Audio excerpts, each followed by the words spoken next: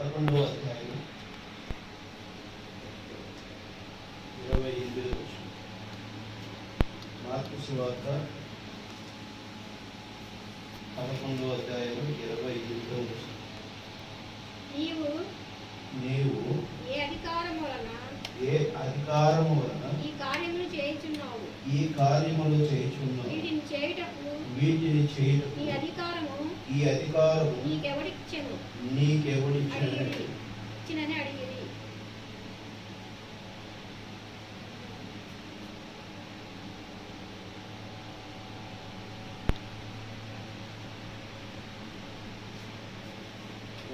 హల్లెలూయా.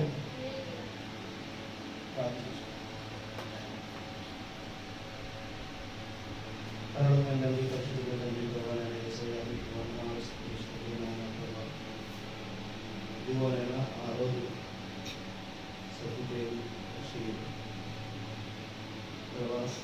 మీ ప్రియకుమారుడు నాలో రక్షకుడు యేసు క్రీస్తుని అడిగిన మాట ఈరోజు మన సమాజంలో ఈ లోకంలో ఆ ప్రశ్న కలిగి ఉన్నది. ఆ ప్రశ్నకు ప్రభావం ఆ రోజు మానవీయతలో బోధించినప్పుడు గ్రహించగలిగిన వారు నేను వెంబడించారు. కానీ ఈరోజు కూడా ప్రభా గ్రహించగలిగేటువంటి ప్రభా నీ బిడ్డలు నీ వారసులు ప్రభా వెంబడించుకుంటూ ప్రభా వారి హృదయాలను తెరవలేదు. ఈ మాటలు మేము పలుకటంలో ప్రభా ఏ మాత్రం ఆధారపడేది వారు ఏ మాత్రము ప్రభా మరియు ఆసక్తి స్థాయిని కలిగే వారు కాదు. కానీ మమ్మల్ని ప్రేమించి ఆశీర్వదించి నీ విడుదలగా ప్రభా మమ్మల్ని మీరు నిలబెట్టుకున్నట్టుకు ప్రభా మీరు ఇచ్చిన సమయం బట్టి వందనాలు చెల్లించుకుంటుంది. ఇదిగోనైనా శ్రేష్టమైన మాటలు ప్రభా పరిశుద్ధ గ్రంథంలో పోయి ప్రతి ఒక్క వాక్యము ప్రభా నెరవేర్పుకు ఆధారముకు ప్రభా నిదర్శనమైంది.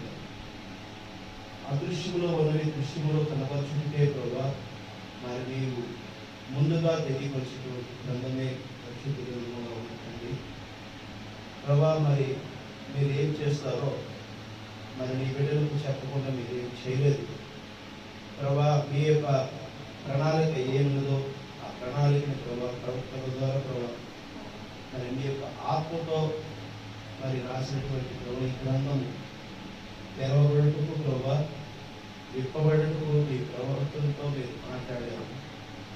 మరి ప్రభా ఈ కాల ప్రవక్త ప్రభా ఏరే ఆత్మ కలిగినటువంటి ప్రవక్త ప్రభా మరి దృఢం మా మధ్యకి తీసుకొచ్చిన వర్తమానం ప్రభా ఈ గడియ వర్తమానం గ్రహించేటువంటి కృప మాకు ఇచ్చినందుకు మీకు వందనాలు చెల్లించుకుంటున్నానండి. ఇదిగోనైనా ఈ గడియ వర్తమానం ప్రభా సమస్త మర్మాలను విప్పబడి ఉన్నదండి. ఇంకో ఈ యొక్క మర్మాలు విప్పబడినటువంటి వర్తమానం ప్రభా గ్రహించగలిగినటువంటి ఆసక్తి కలిగిన ఈ బిడ్డలను ప్రభా ప్రేమించి ఆశీర్వదించుకున్నాను. అది సంపూర్ణమైనటువంటి నీ వర్తమానములు ప్రభా నీ వాక్యమును గ్రహించుకుంటూ మీరే వారితో మాట్లాడండి.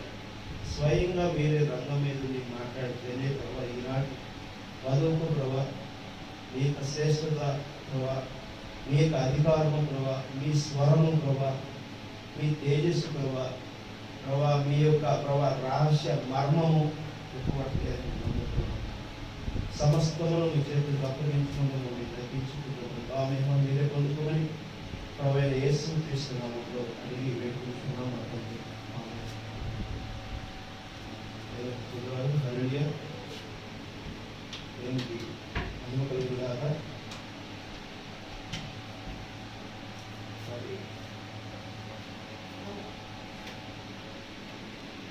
కూర్చొని దేవుని చిత్తానుసారంగా ప్రతి ఒక్క దేవుని బిడ్డ దేవుని సేవకుడు దేవుని పరిచారకులు దేవుని బోధకులు ప్రవక్తలు మరి ఆచరణీయము చెయ్యాలి కాబట్టి చెయ్యాలి అనేటువంటిది కాకుండా సర్వ బాధ్యతగా చెయ్యాలనేటువంటి విషయమే ఈ యొక్క గ్రంథం పరిశుద్ధ గ్రంథం మనకి చెప్తుంది.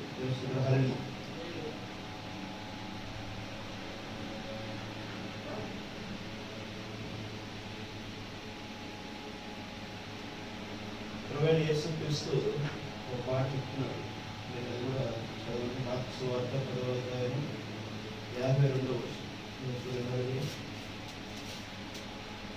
అందుకు యేసు, నీవు వెళ్ళుము, నీ విశ్వాసము నిన్ను స్వస్థపరిచినని చెప్పాడు. వెంటనే వాడు త్రోవను ఆయన వెంట చూపు పొంది. నీ విశ్వాసము నిన్ను స్వస్థపరిచినని. ఏంటంట? నీ విశ్వాసము నిన్ను స్వస్థపరుస్తుందని ప్రభువైన యేసుక్రీస్తు చెప్తున్నాడు. మరి నీకు నాకు నిజంగా దేవుని పట్ల విశ్వాసం ఉన్నదా? ఇంటి చేతులు ప్రభువైన యేసుక్రీస్తు పట్ల విశ్వాసము కలిగి ఉన్నాము. మాలో ప్రాణము, మాలో ఆత్మ, మాలో జీవము, మాలో ఉన్నవి అన్నీ కూడా ఆయన కృప వలనే అనేది మేము నమ్ముకుంటే ఆమె. ప్రతి ఒక్కరు కూడా దేవుని మాటలు మనుషులు చెప్పేటువంటి మాటలు అయితే వ్యర్థము, కానీ దేవుడు చెప్పే మాటలు అయితే ఎప్పటికీ మారనివి, మార్పు చెందనివి, నిత్యమైనవి, అది శాశ్వతమైనవి. ప్రసంగి గ్రంథం 10వ అధ్యాయము 1వ వచనం చూడండి. ప్రసంగి 10వ అధ్యాయము 1వ వచనం.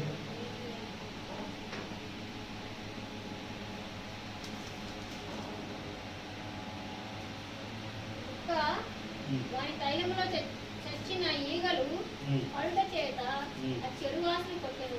కొంచెము బుద్ధిహీనత త్రాసులో ఉంచిన ఎడల జ్ఞానమును ఘనతను తేలకొట్టును. బుద్ధిహీనుల త్రాసులో చదువు. బుద్ధిహీనత త్రాసులో ఉంచిన ఎడల జ్ఞానమును ఘనతను తేలకొట్టును. త్రాసు తీసుకుని, త్రాసులు ఏముంటాయి? త్రాసు అంటే తెలుసా? తెలీదా? త్రాసు అంటే తెలుసా? త్రాసు తూకం వేసేది. ఇప్పుడు వెయిట్ మిషన్ అని ఎలా వస్తున్నాయి? ఒక మిషన్లో పెట్టి వస్తుంది. కానీ గతంలో ఏం చేస్తారంటే కర్రకి మధ్యలో సెంటర్ పాయింట్లో వాడు ఉండి అటువైపు ఇటువైపున చిన్న పల్లెలు కట్టి వాటికి ఆ కర్ర పొలని కట్టేసేసి వాటితో కట్టి మధ్యలో తూకం పెడితే సమానం ఉన్నప్పుడు నువ్వు ఎంత కావాలి అన్నప్పుడు దుకాణాల్లో పావు కేజీ కందిపప్పు కావాలంటే పావు కేజీ రాయి ఎక్కువ పక్కన మనకు కావాల్సినటువంటివి మరి ఏవైతే మన కందిపప్పు, మినుములు, లేకపోతే ఇంకోటి మనం అడిగినటువంటి ధాన్యాలు కానీ మన వస్తువులు కానీ పెట్టి చూసి సమతుల్యతను కలిగి ఉన్నప్పుడు వాటిని మనకి క్రయ విక్రయం చేస్తారు. అవునా? ఆ రాసులో ఒక దాంట్లో అంటే బలహీనత పెట్టి, ఒక దాంట్లో జ్ఞానము, దేవునికి మహిమ ఘనతను పెట్టితే ఏమవుతుందంట? ఏమవుతుందండి? తేలబడుతుందంట. ఏం తేలబడుతుంది? దేవుని ఘనత ఎలాంటిది? అద్భుతమైనది, అమోఘమైనది. అది ఇంత అని చెప్పటానికి లేనంతగా ఉంది ఆమె. అవునా కదా? జ్ఞానం ఎలాంటిది? నువ్వు సంపూర్ణ జ్ఞానం కలిగి ఉన్నావు అనుకో, ఎలా ఉంటుంది? సంపూర్ణ జ్ఞానం నీలో ఉంటే ఏమవుతుందంటే ఈ గాలి ఎక్కడి నుంచి వీస్తుందో కూడా నువ్వు చెప్పగలుగుతావు. అవునా? ఎందుకు వీస్తుందో చెప్పగలుగుతావు. ఈ వెలుతురు గురించి చెప్పగలుగుతావు. హల్లెలూయా. మరి ఇక్కడ 7 పరిణామాలలో 4వ పరిణామమే పరిజ్ఞానం అయినది సైన్స్. హల్లెలూయా. అవునా? 4వ పరిణామమే సైన్స్ అయింది. జ్ఞానము సైన్స్కి ఒక డెఫినెన్సీ స్థిరత్వం తెలుస్తుంది.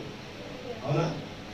సైన్స్ అంటే మొత్తం సంపూర్ణంగా భూమి చుట్టూ తరచుతుంది, సౌర కుటుంబం ఏమిటి, విశ్వం ఏంటి, అన్ని రకాల దాటిని శోధించడానికి ఉన్నది తెలుస్తుంది. అలాంటిది జ్ఞానము ఘనత మరి అంత విశిష్టమైనటువంటివి, అంత గొప్ప అయినటువంటి ఒక త్రాసులో పెడితే ఇంకో త్రాసులో బలహీనత పెడితే అంట. బలహీనత అంటే ఏంటి సార్? బలహీనత అంటే ఏంటి? బలహీనత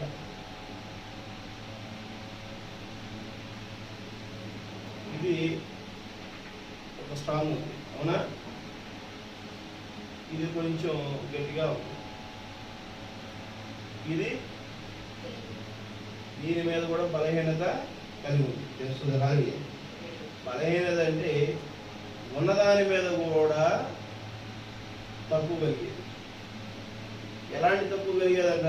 బలహీనత తక్కువలో తక్కువ, తక్కువలో తక్కువ, తక్కువలో తక్కువ, తక్కువలో తక్కువ, తక్కువలో తక్కువ. ఎలా జరిగింది? ఇలా జరిగింది, అలాగా, ఇదిలాగా.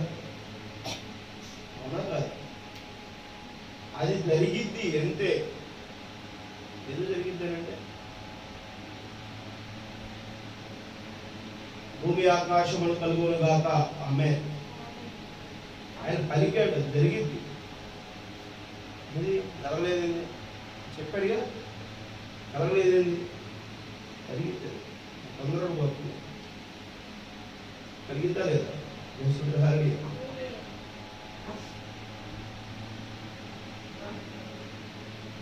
ఒక కర్రపులని భూమిలో పాతి హరి, ఒక పండుని భూమిలో పాతి. పండు అంటే ఇది కాయ, త్వరగా ఉన్నటువంటి కాయని భూమిలో పాతి. ఒక వస్తువు భూమిలో పాతి, ఒక శరీరం, ఒక దేహాన్ని భూమిలో పాతి. ఏమవుతుంది?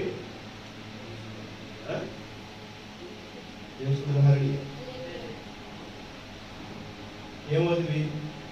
దేహం భూమిలో పెడితే 7 రోజుల నుంచి ఉండిపోవడం ప్రారంభించి పిలిపోయి దేహం అంతా మెత్త కలిసిపోయిందా లేదా? కలిసిపోయిందా లేదా? హరి మన ముందు నీకును నాకును ఆకారము దీంట్లో జీవం ఉన్నంత వరకే దానిలో హరి. అది కోల్పోతే, ఆ ప్రాణం కోల్పోతే, ఆ జీవం మనం కోల్పోతే ఈ దేహము ఏమవుతుంది? కుళ్ళిపట్టి పాడైపోతుంది. కనబడదు, ఇది ఉండదు, వెళ్ళిపోతుంది. అవునా కదా? మరి మనం ఏమంటున్నాము? ఏదో కదలేదేంటి, అదేంటి అన్నాడుగా దేవుడు, చేయలేదేంటి? మరి నీ శరీరమే కదా, నీ శరీరం చనిపోయింది కదా, నీ శరీరం జీవం లేదు కదా, నీ శరీరం ప్రాణం లేదు కదా. చనిపోయినప్పుడు తీసుకెళ్ళి పక్కన పడేసావు కదా, ఏవి అప్పటికప్పుడు మాయమవలేదే, మాయమవలేదే. చచ్చిపోయావు, చచ్చిపోతే వెళ్ళిపోవాలి, అదృశ్యం అయిపోవాలి కదా. దృశ్యంలో ఉన్న వస్తువు అదృశ్యంలోకి మారటానికి సమయం పడుతుందా లేదా? దృశ్యంలో ఉన్న వస్తువు అదృశ్యంలో మారడానికి దేహము స్థితిలో కొంతకాలం పడుతుంది. మరి ఒక వస్తువును భూమిలో పెట్టినా అది తుప్పు పట్టి పాడవడానికి దానికి ఒక కాల పరిమితి ఉంది. మరి అట్లాగే ఒక బొగ్గుని, ఒక కర్రపులని నువ్వు భూమిలో పెడితే అది బొగ్గుగా మారడానికి ఒక కాల పరిమితి ఉంది. ఆ బొగ్గు కాస్త వజ్రంగా మారుతుంది, తెలుసా? అది వజ్రంగా మారుతుంది. భూమిలో ఉష్ణం వలన, ఏ యొక్క బ్యాక్టీరియా దానికి తాకపోవడం వలన కర్ర పుల్లే ఒక వజ్రంగా కూడా మారే అవకాశం ఉన్నది. తెలుసు? అది మారటానికి కొన్ని వేల సంవత్సరం పడుతుంది. తెలుసా విషయం? క్రిస్టల్స్ రావాలంటే కొన్ని వేల సంవత్సరాలు పడుతుంది. వజ్రాలు రావాలంటే ఒక ఖనిజ సంపద భూమిలో కలిగి ఉండాలంటే కొన్ని వేల సంవత్సరాలు పడుతుంది. ఆమేన్. ఈరోజు భూమి మీద ఉన్నటువంటి బంగారము, పెట్రోలియము, ఇనుమ, ఖనిజ సంపదలు అన్ని రకాలు, నిధీనియములు అన్ని రకాలైనటువంటివి కూడా మనిషి పుట్టక మునుపున కొన్ని వేల లక్షల సంవత్సరాల నుంచి పరిణితి చెందితే అవి నీకు వనరులు అయి ఉన్నాయి. ఆమేన్. అర్థమవుతుందా? అర్థమవుతుందా? గ్రహిస్తున్న విషయాన్ని దేవుడు మనల్ని ఏ విధంగా తీసడానికి మరి మధ్యాహ్నం మనము భోజనం చేయాలన్నా, సాయంత్రం భోజనం చేయాలన్నా, భోజనం చేయడానికి కంచంలో పెట్టుకున్నది 5 నిమిషాలు 10 నిమిషాలు తినేస్తాం. కానీ ఆ బిందు తినడానికి మనకు ఏర్పాటు చేసే క్రమము కొన్ని గంటల సమయం పడుతుందా లేదా? పడుతుందా లేదా? పడుతుందా? పడుతుందా? కానీ నీలో ఏమున్నది? ప్రశ్న బలహీనత ఉన్నది. అర్థమవుతుందా? బలహీనత ఉంది. ఏది తగ్గలేదే. ఆయన ప్రార్థన చేశాడే, తగ్గలేదే. తగ్గిద్దని నువ్వే నమ్మలేదు కదా. ఫస్ట్ నీ హృదయంలో టపామని స్టాంప్ వేయాల్సింది ఏంటి? నమ్మకం. అలా కాదు, నువ్వు నమ్మకపోతే దాని పరిణితి మార్పు రావడానికి సమయం పడుతుందా లేదా? నువ్వు టాబ్లెట్ వేసుకోగానే పెయిన్ తగ్గిపోతుందా? టాబ్లెట్ కూడా పని చేయాలి, దానికి ఒక కాల వ్యవధి ఉంది. అయితే టాబ్లెట్ వేసుకోగా ఒక 10 నిమిషాలకో, గంటకో, 10 నెలలకో, సంవత్సరానికో ఉన్న వ్యాధి యొక్క సక్రమతను బట్టి, ఆ సంక్రమణం బట్టి మనకి ఆ వ్యాధి చేస్తుంది.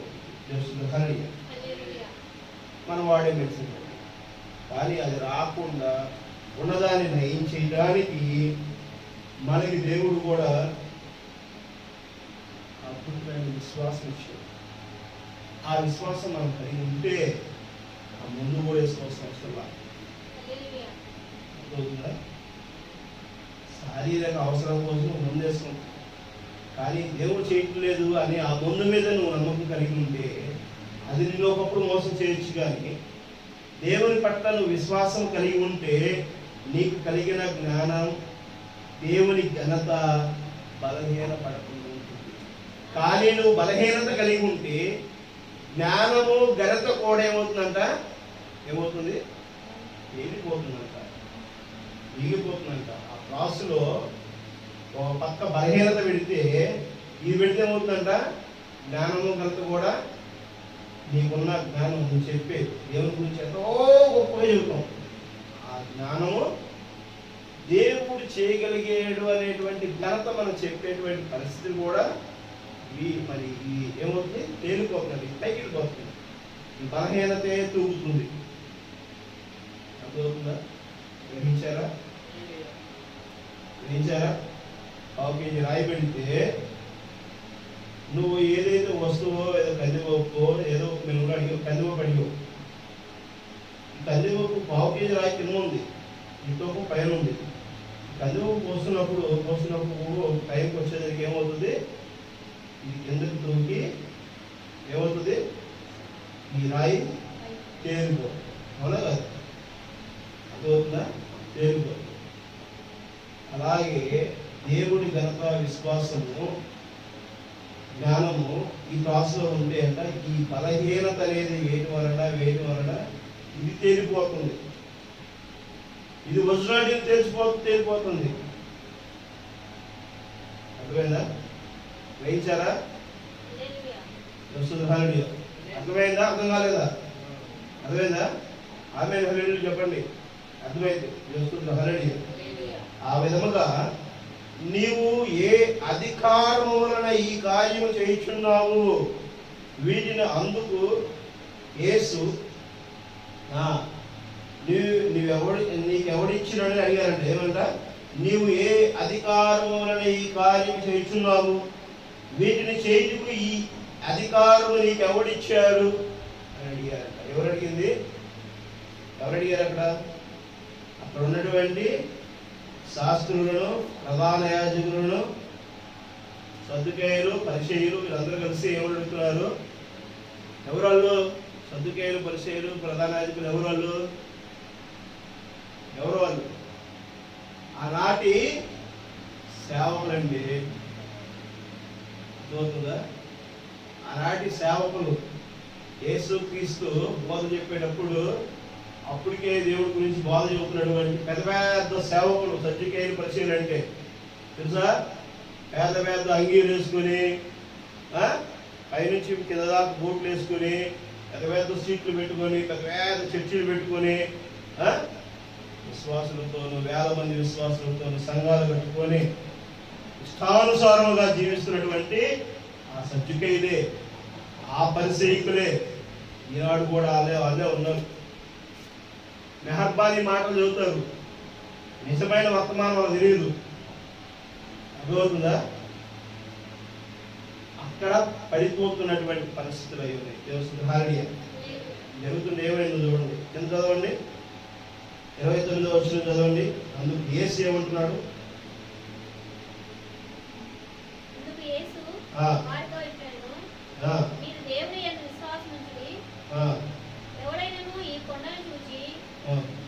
ఎక్కడ చదువుతున్నారు? 22 కదా, 29 కదా, 11 అయితే 29. నేను మిమ్మల్ని ఒక మాట అడిగిను. ఏంటంట? ఒక్క మాట అడుగుతా, నేను ఒక మాట అడుగుతా, చెప్తారా అంటాడు. ఎవరు అంటున్నారు? యేసుక్రీస్తు అంటాడు. ఎవరు అంటున్నాడు? నీకెవరే అధికారం ఇచ్చింది? ఏంది నువ్వేం చెప్తున్నావు? పెద్ద ఏంటంట? ఏంది నువ్వేందో చెబుతున్నావు? ఎవరు నీకు అధికారం ఇచ్చింది?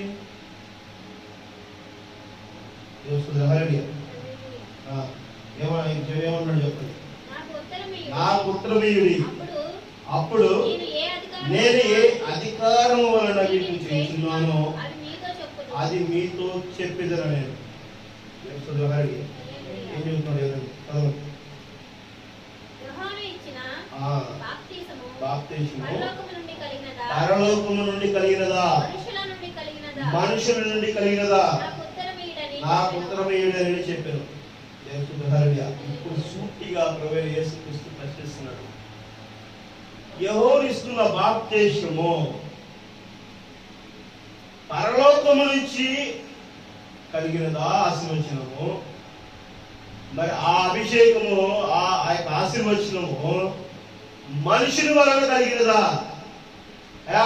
సద్దుకాయలారా, సేవకులారా, పరిచయులారా, ఈ ప్రశ్న నాకు చెప్పండి, నాకు అర్థం కాదు అని అడుగుతున్నాడు. అర్థమవుతుందా? అది ఆ రోజే కాదు, ఈ రోజు కూడా ఉంది అప్పుడే ప్రశ్న. ఎస్, ఖచ్చితంగా చెప్పాల్సిందే, నాకు అనుమానం లేదు. ఏం చేస్తావు? ఏం చెబుతున్నారు నువ్వు? నువ్వేం చెబుతావు? వాళ్ళు ఏం చెబుతున్నారు? చెప్పు.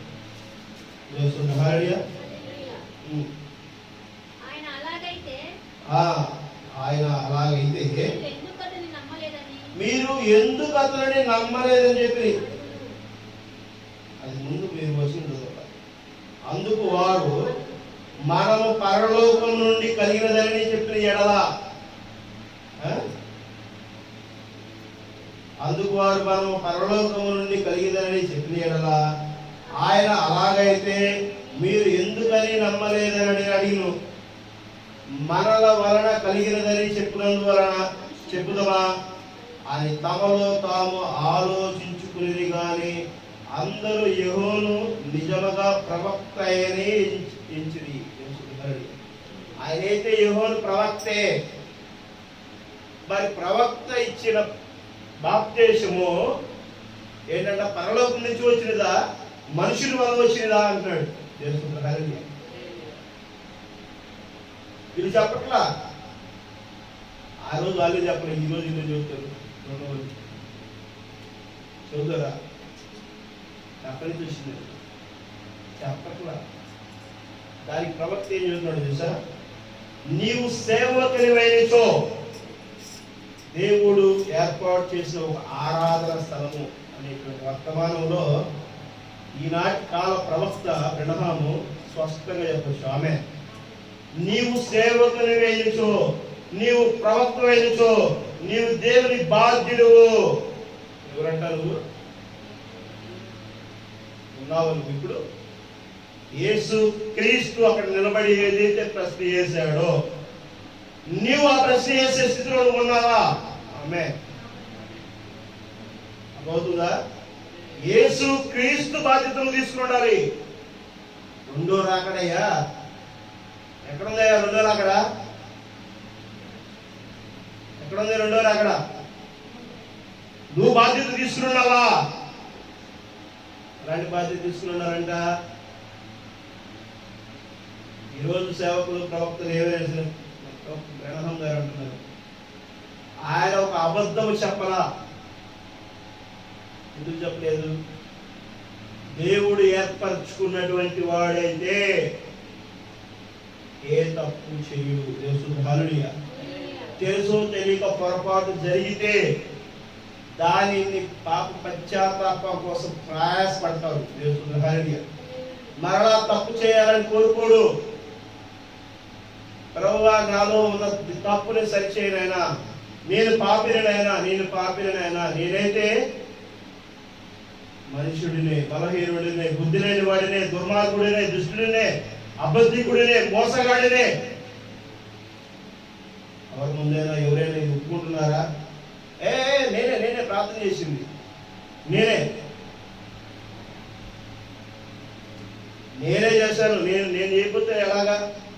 నా ఇల్లు, నా సంఘం, నేనే పెద్ద బోధకుడిని, లేదా నేనే పెద్ద విశ్వాసాన్ని, మా వర్తమానం కంటే ఇది గ్రేట్ ఏమి లేదు, మీరు చెప్పేది రైట్, ఎవరు చెప్పేది రైట్ కాదు. ఉన్నవారు వారి మీదగా ఉంటే మార్చుకోవాలి. ఎందుకు? నువ్వు మొదటిగా పాపివి. హల్లెలూయా. ఆ పాపి నుంచి నువ్వు బాధ్యత తీసుకో. ఏది తీసుకోవాలి?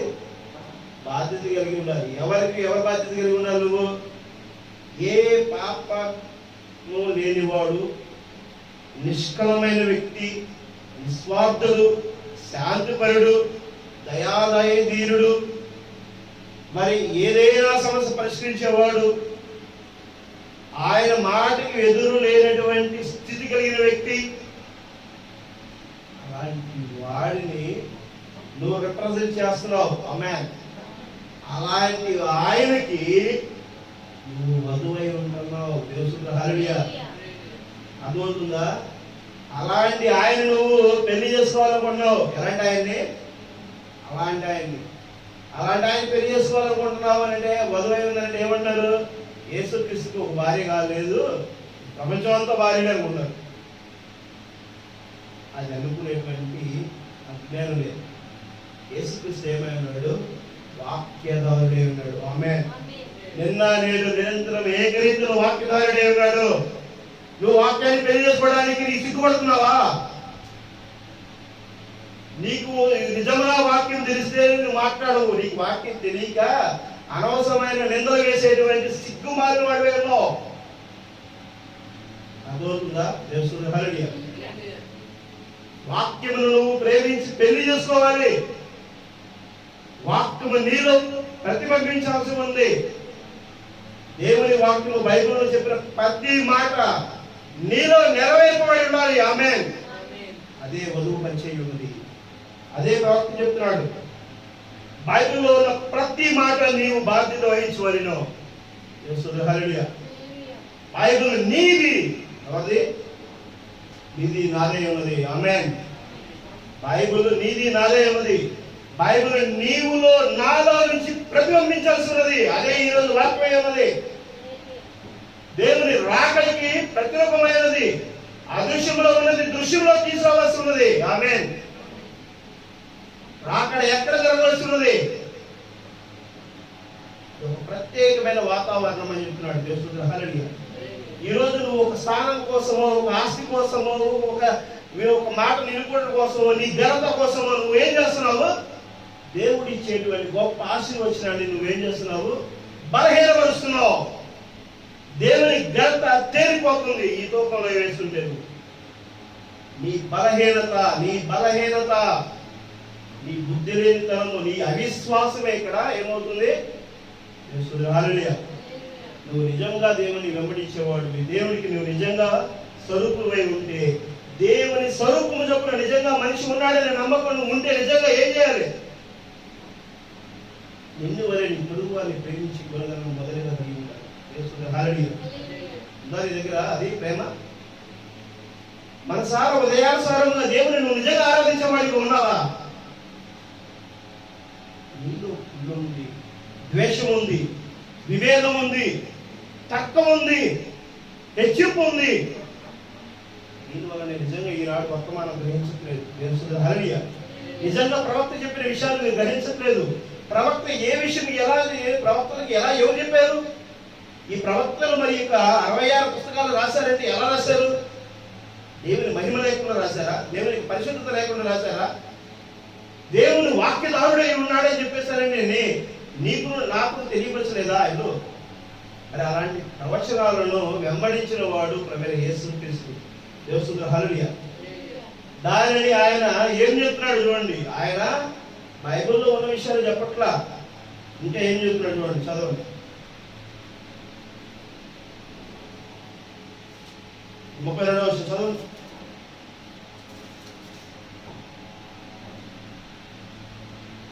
ఆయన అలాగైతే మీరు ఎందుకు అతన్ని 33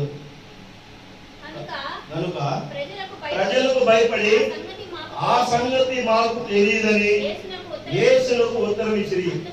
అందుకు యేసు, ఏ అధికారం వలన ఈ కార్యం చేస్తున్నావో అది నేను మీతో చెప్పిన. నేను ఏమంటాడు? మీరైతే ఆన్సర్ నాకు ఇవ్వలా. ఆన్సర్ ఇచ్చారా? వాళ్ళైతే ఆన్సర్ ఇవ్వలా. అయినప్పటికీ ఆయన మీకు చెప్తానంటున్నాడు. ఏం చెప్తున్నాడు? ఈ కార్యములు చేస్తున్నావు, ఏ అధికారం వలన ఈ కార్యములు చేస్తున్నావో అది నేను మీతో చెప్పినాను. దేవుని హల్లెలూయా. చెప్పమంటాడు. యేసుక్రీస్తు మొదలు పెడతాడు. ఏం చెబుతాడు ఆయన? చదవండి 12వ వచనం. ఆయన ఉపమాన రీతిగా బోధించడం స్టార్ట్ చేశాడు. ఇక ఏం చెప్తాడు? ఒక మనుషుడు ద్రాక్ష తోట నాటించి దాని చెట్టు కంచి వేసి ద్రాక్షాలు కొట్టి తొలిపించి గోపురమును కట్టించి కాపులను దాన్ని గుర్తికిచ్చి దేశాంతరము పోయిన. దేవుని హల్లెలూయా. ఆమేన్. ఏమైందండి? ఇక్కడ చూడండి. ద్రాక్ష తోట మొక్కలు పెట్టాడు, ద్రాక్ష తోటలకు ఎరువేశాడు, ద్రాక్ష తోట కాపు కాస్తే ఆ వచ్చే కాయలన్నీ కూడా ఎక్కడ పెడతారండి? మరి ద్రాక్ష తోట అంటే ఇక్కడ మనకి తక్కువ గారు అటువైపు అయితే ఎక్కువ కదా, అవునా కదా? ఉత్తర ప్రపంచంలో, ఉత్తర భారతదేశం కాదు, ఉత్తర ప్రపంచంలో ద్రాక్ష తోటలు ఎక్కువే. ఆ ద్రాక్ష తోట ఆనాటి కాలంలో ద్రాక్ష తోట ఉన్నప్పుడు, ఇప్పుడు ఎవరైనా అక్కడ ద్రాక్ష తోట అని చెప్పబడింది. ఇక్కడ నువ్వు ఒక విత్తనాలు వేసి మొక్కలు మొలిసిన తర్వాత దానికి నీరు పెట్టి ఫలించే విధంగా మొక్క తయారు చేసి దాన్ని మరి ఫలించినటువంటి కాయలన్నింటినీ దాచిపెట్టడానికి ఒక గోడవ తయారు చేశాం. అక్కడైతే ఏం చేశారంటే ఒక పెద్ద గోపురం అంటే ఒక తొట్టిలాగా గట్టి ఆ తొట్టిలో ఆ కాయలన్నీ వేసి వాటిని రసం తీసి తొక్కుతారు. తొక్కి వచ్చిన రసాన్ని అమ్మి వాళ్ళు ఏం చేస్తారు? ఏం చేస్తారు? ఏం చేస్తారు? అమ్ముకుంటారు. అమ్ముకుని దాని మీద వచ్చేటువంటి ఆదాయాన్ని మరి కలిగి ఉండొచ్చు. దేవుని హల్లెలూయా. నెక్స్ట్ 2వ వచనం. పంటకాలమందు ఆ కాపుల నుండి ద్రాక్ష తోట పంటలలో తన భాగము తీసుకుని వచ్చుటకు కాపుల యొద్దకు అతడు ఒక దాసుని పంపగా. దేవుని హల్లెలూయా. ఇప్పుడు తోట ఎవరిది? ఒక యజమాని, ఎక్స్పర్ట్స్ను ఒక యజమాని తోట వేసాడు. ఆ తోటలంతటిని మొత్తము పళ్ళు వచ్చే సమయానికి ఏం చేశాడంట? ఆ తోట వేసి పళ్ళు వస్తాయి, ఒక 1 నెల 2 నెలలు వస్తాయి. అయ్యా మీరందరూ చక్కగా జాగ్రత్తగా నీళ్లు పెట్టి జాగ్రత్తగా ఎరువులు వేసి జాగ్రత్తగా ఇది చేసేసి ఆ వచ్చిన పండ్లన్నీ కూడా తీసుకొచ్చి తొట్టులో వేసి వాటిని మెదిపి ద్రాక్ష రసం తీసి అమ్మి వచ్చిన డబ్బులు నాకు పంపించండి అని చెప్పేసాను అనేది చెప్తున్నటువంటి విషయం. హాలి ఆమె ఎప్పుడు ఎవరు పంపించాలండి? నేనే ఒక అతను పంపిస్తానంటాడు. హాలి ఎవరు చెప్తున్నాడైనా? నేనే ఒక అతను పంపిస్తానంటాడు. ఎవరైనా? ఆదికాండం చూడండి. ఎవరైనా ఆదికాండము ఇక్కడ ఏం చేశాడు? కాపలా వాళ్ళు పెట్టాడు తోటకి ఆయన. అవునా? ప్రవీణ్ యేసుక్రీస్తుగా చెబుతుంది ఇక్కడ ఆదికాండంలో.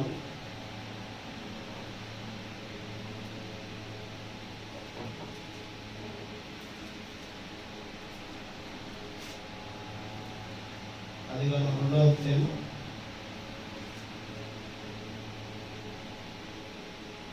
15వ వచనం. 2వ అధ్యాయం 15వ వచనం. దేవుడైన యెహోవా నరుని తీసుకుని ఏదైనా తోట సేద్యపరచుటకై ఏం చేయడానట? ఏదైనా తోటను సేద్యపరచుటకై దానిని కాచుటకును దానిలో ఉంచును. ఇది చేయడానికి ఏం చేశాడంట? ఆ దేశపు బంగారపు శ్రేష్టమైన 12వ వచనం నుంచి పైన నుంచి ఏదైనాలో ఒక నది బయలుదేరును. 10వ వచనంలో ఏదైనాలో నుండి ఒక నది బయలుదేరును. అక్కడి నుండి చీలిపోయి 4 శాఖలు అయ్యను. మొదటి దాని పేరు షిహోను. అది హబీలా దేశమంతా చుట్టూ పార్చున్నది. అక్కడ బంగారం ఉన్నది. ఆ దేశపు బంగారము శ్రేష్టమైనది. అక్కడ గోళములు గోమేధములు దొరికిను. 2వ పేరు బిహోను. అది కుషు దేశమంతటా చుట్టూ పారుచుండెను. 3వ నది పేరు ఇద్దికేను. అది అషూరు తూర్పు వైపున పారుచుండెను. 4వ నది యూఫ్రటీసు. మరియు దేవుడు యెహోవా నరుని తీసుకుని ఏదైనా తోటకు సేద్యపరచుటకై దానిని కాచుటకు దానిలో ఉంచును. మరియు దేవుడైన ఈ యెహోవా ఈ తోటలో ఉన్న ప్రతి వృక్ష ఫలమును నీవు నిరభ్యంతరంగా తినవచ్చు. అయితే మంచి చెడ్డల తెలివినిచ్చే వృక్ష ఫలమును తినకూడదు. నీవు వాటిని దినమున నిశ్చయముగా చచ్చిదు అని నరునికి ఆజ్ఞాపించండి. ఎవడైనా చెప్పింది ఇది? ఆమె ఎవడైనా చెప్పింది? చూడండి మార్క్స్ 11 అధ్యాయం 12వ అధ్యాయం చదవసారి. చాలా మర్మమైనటువంటి విషయం. విమాన రీతిలో చెప్పినటువంటి బోధ యేసుక్రీస్తు చెప్పినటువంటిది. ఈరోజు ప్రవక్త దాన్ని చాలా పేరు ఇచ్చాడు. వర్తమానంలో ఉన్న వారికి మాత్రమే అర్థమవుతుంది. ఆమె దాన్ని వెంబడించేవారు మాత్రమే, దాన్ని తీసుకునే వారు మాత్రమే తీసుకోగలుగుతారు. దాన్ని గ్రహించగలిగిన వారు ఈ రోజు తప్పిపోకూడదు. దేవుని హల్లెలూయా. ఈ రోజు ఈ వాక్యమును గ్రహించగలిగిన వారు ఏ రోజున కూడా తప్పిపోయే వారిగా ఉండకూడదు. అనేది దేవుడు నన్ను ప్రేమించి ఆశీర్వదించాడు. అది మన మధ్య తీసుకొస్తున్నాడు. కానీ నువ్వు దోషం చేసుకున్నావా? నీవు పరలోక రాజ్యం ఏంటో నువ్వు గ్రహించలేవు. తెలుసుకుంటా. హల్లెలూయా. అర్థమవుతుందా? నువ్వు పరలోక రాజ్యాన్ని గ్రహించి వెంబడించేవాడిగా, 2వ రాకడ ఏంటో గ్రహించి వెంబడించేవాడిగా నువ్వు సరి చేసుకున్న కోసం ఈ రోజు నీ మధ్యకి ఈ వర్తమానం రాబడింది. ఆమేన్. చూడండి చదవండి. ఇలా పంటకాలం కాపురం ఒక దాసిన 3వ వచనం.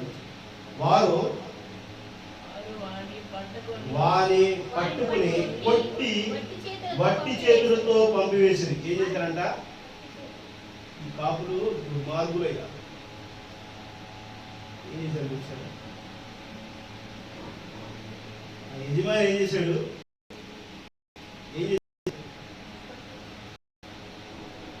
అయ్యా పంట వచ్చింది, దాసులు పంపించాను, మీరు పంపించారు, దాసులు పంపించాను. అయ్యా ఆయన మీ పంపించాడు. ఆ అమ్మగా వచ్చినటువంటి డబ్బుని, అమ్మగా వచ్చిన ఫలాన్ని నాకు పంపించుకున్నాడు అని అంటే ఎవరు నువ్వు ఎందుకు వచ్చేవాడు నువ్వు అని చెప్పేసి ఆయన కొట్టి ఏం చేశారంట?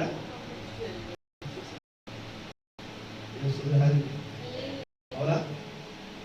పంట చేతికి వచ్చినప్పుడు ఏం చేశారు? కాయ తినొద్దంటే ఈడియట్స్ ఏం చేశారు? ఎవరో మా తాత ముత్తాత ఆదాయం వాళ్ళు అనవసరమైనటువంటి ప్రయత్నాలు చేసి ఆస్తి